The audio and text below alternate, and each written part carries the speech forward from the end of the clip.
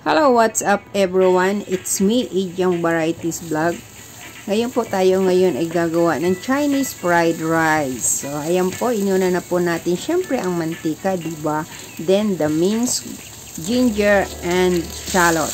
Then, isinunod natin yung ating marinated minced pork. So, halu-haluin lang po natin ng ganyan.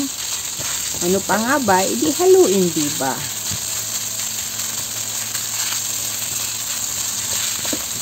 Pagkaluto na po yung ating minced pork, kasi kailangan luto yan, diba? Dahil ang ilalagay natin dyan is luto ng kanin. Siyempre, luto na yun kasi kanin na nga, diba? So, ganyan lang po ang ating gagawin. Din yung ating kanin na galing sa refrigerator. Yun, nakikita nyo. Ayan, matigas pa. Bonggang-bongga ang tigas, diba? So, halu-haluin lang po natin yan. So, nakita nyo, pinutol-putol ko po.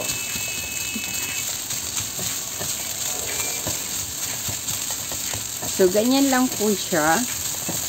Then, ito na po yung tinatawag na dahon ng olives. Olives leaves, diba? Yan, preserved with olive oil po yan. Naka-preserve po sa olive oil. Yun, dahon ng olive. So, kita mo? Yung pinakamantika at preserve sa dahon, diba? So, ganyan lang po. Medyo salty po siya. Kaya hindi na natin gaanong kadamihan ng mga asin or whatsoever. Basta, yan po. Yan po ang pampalasa. Siyempre, lalagyan natin ng itlog. Actually, yung itlog na yan is nag-iisang na lang yan dyan. Kaya, minessage ko agad si Amo na bumili ng itlog. Because itlog is light. Bilang isang OFW, napakadaling lutuin. Pagtalikod ng mga amo is itlog. Lagyan natin ng paminta at lagyan natin ng magic sarap o himala. Tawag ko dyan is himala, pampalasa. Lagyan din natin ng steam ng choy sam, ng gulay.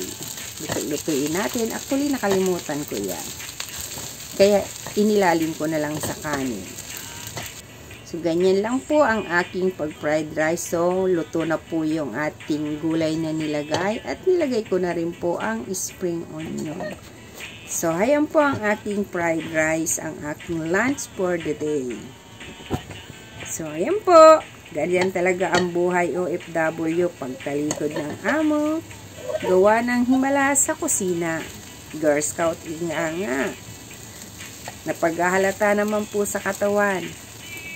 Ayaw magutom. Bye! Thank you for watching. God bless everyone.